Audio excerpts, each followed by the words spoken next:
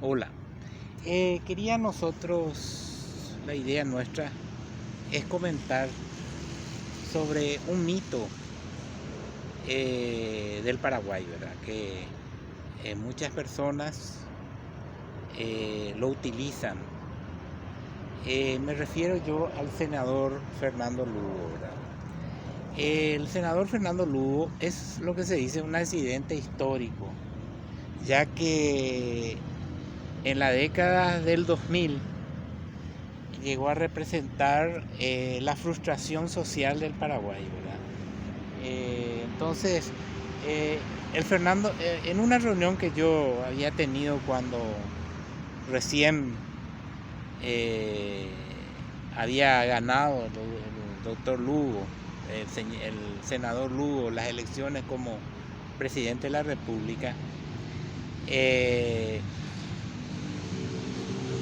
había un dirigente de mi partido, el Partido Liberal Radical Auténtico, ya fallecido, Hermes Rafael Zaguer, y él contó cómo fue la creación del Lugo político, no del Lugo obispo al Lugo político. Y fue una manifestación que hubo en Asunción frente al Parlamento, en el cual era un momento que el presidente Nicanor Duarte Fruto en ese momento pedía una reforma constitucional sobre la base de la enmienda para levantar el artículo en el cual los presidentes de la República no pueden ser reelectos, ¿verdad? Entonces, lo que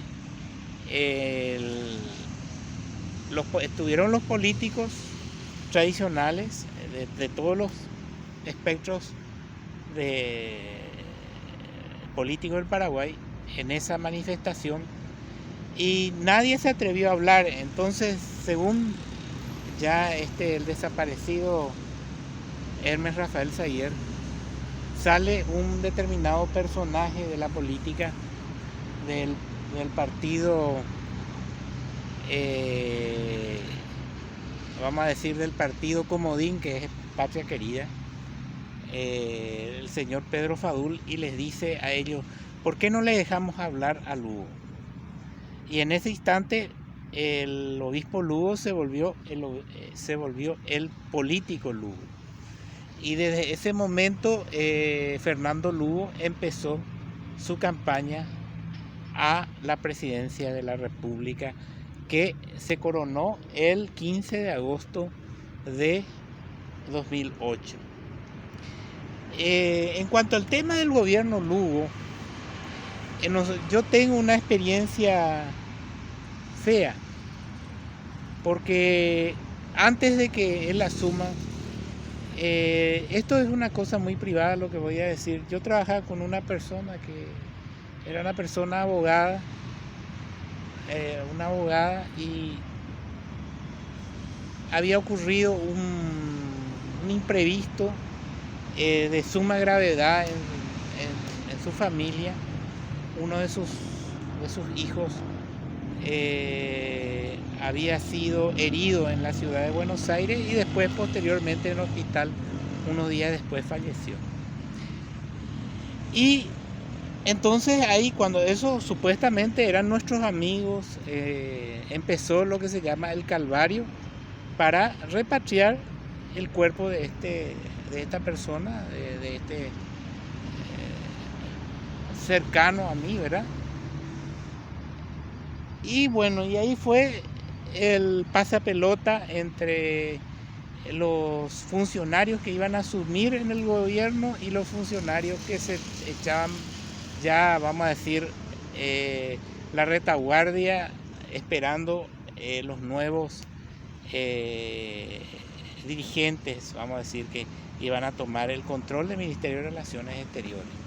Bueno, pero nosotros hicimos todo un esfuerzo a través de conocidos y amigos en la Argentina y pudimos en tiempo récord hacer de que el cuerpo del hijo de esta persona con quien yo trabajaba pueda llegar a su casa aquí en Ciudad del Este. Y bueno, entonces ahí, desde ese momento yo ya empecé a ponerle la cruz a ese gobierno. Y pues se fueron desinteligencias hasta llegar hasta lo que fue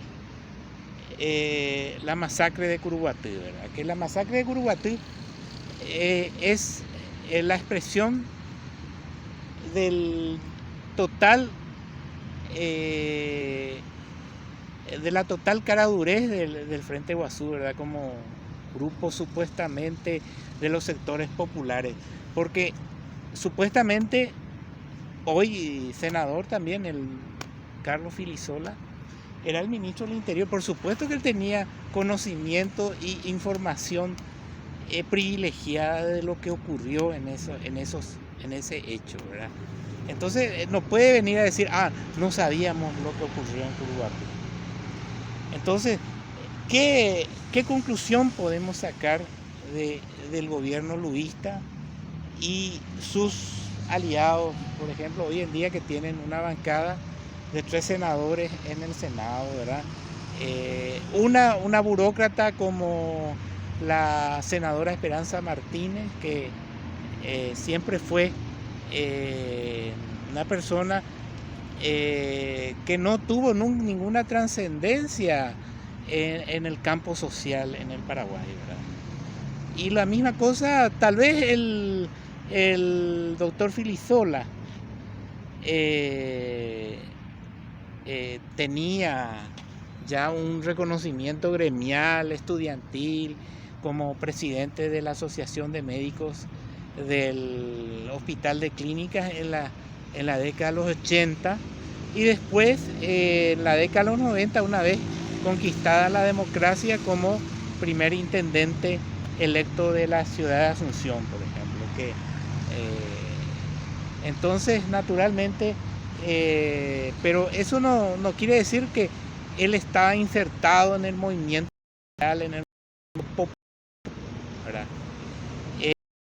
Eso es lo que no digo los otros 2 senadores, Hugo y también el senador Sixto Pereira, que sí tienen, vamos a decir, una cierta militancia de base social.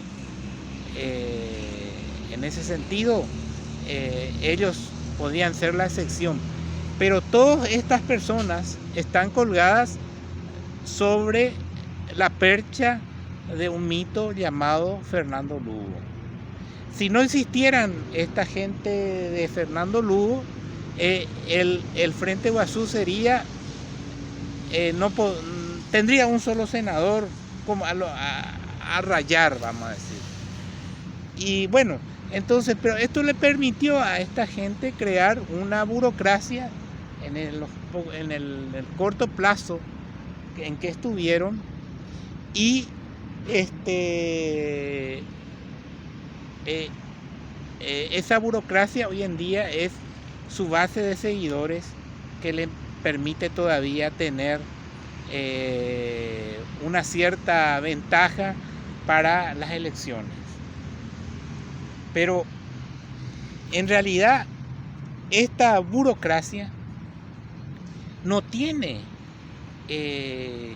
raigambre política, porque o sea, en el sentido de que ellos están divorciados de las masas, y el resultado de ese divorcio de las masas fue la hecatombe del juicio político y golpe blando que fue al señor Lugo, donde él no tuvo la capacidad de movilización y perdió el control de la situación, aunque habían gente, militares inclusive, que iban a defender el gobierno, ¿verdad? Pero no se dio eso, y todo fue así una retirada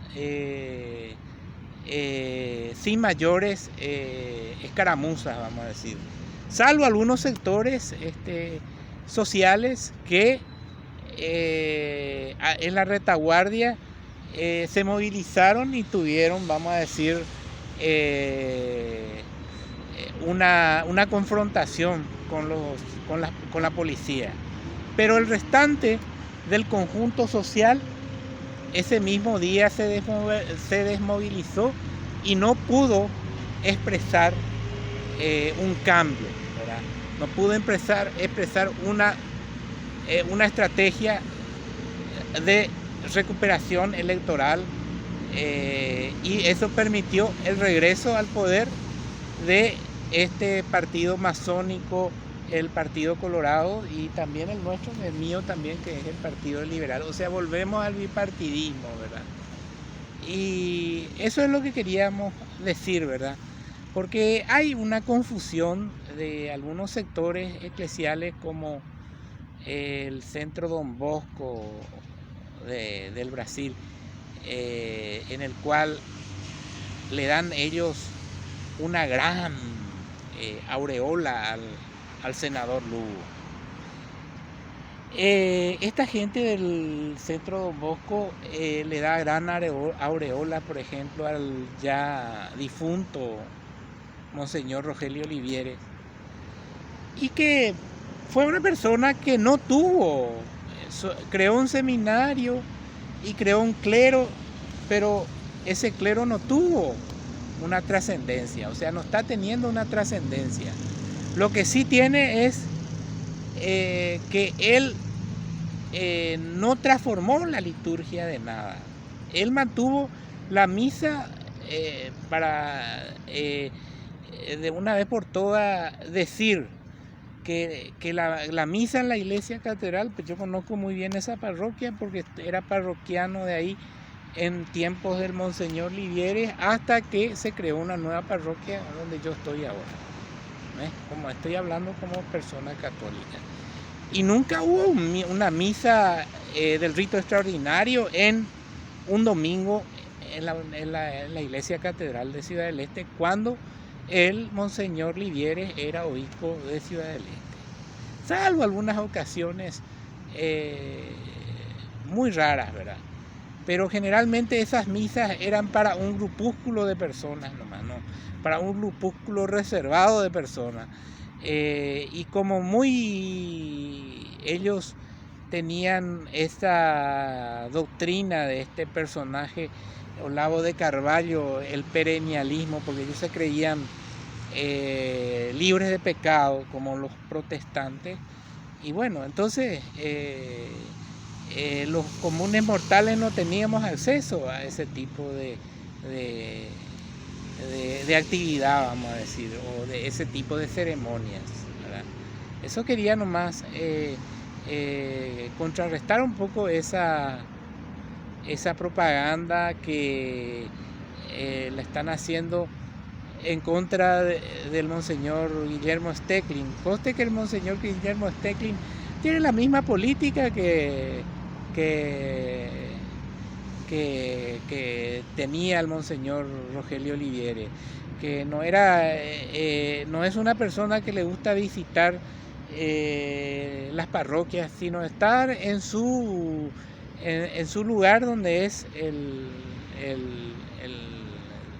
obispado, vamos a decir. Entonces no es una persona, un obispo de salida, es un obispo que está quieto en su iglesia matriz, que es la iglesia catedral. Eso nomás quería decir, ¿verdad? También. Entonces el Monseñor, ¿cómo se llama? Rogelio Oliviere, que hacía una apología contra el senador Lugo. Él no, en ningún momento, él produjo una reforma tradicional, vamos a decir entre comillas, acá. Lo que él pudo implementar fue un seminario, y ese seminario fue desapareciendo debido a las dificultades económicas de la diócesis. Entonces, en ese sentido, formó un clero que se ordenaba de acuerdo a los gustos del obispo. Por ejemplo, había seminaristas que estaban varios años y no se ordenaban ni siquiera diácono. Y habían seminaristas que tenían 1 año y medio, 2 años de estudio en ese seminario y al cabo de un cierto tiempo ya eran sacerdotes. Entonces esas son las otras verdades que se tienen que un poco dilucidar. Eso es lo que queríamos decir a los amigos y de paso desmitificar a estos dos personajes antagónicos que eran el senador Lugo, que ya no es más monseñor, y el difunto monseñor Rogelio Olivieres. Adiós a todos.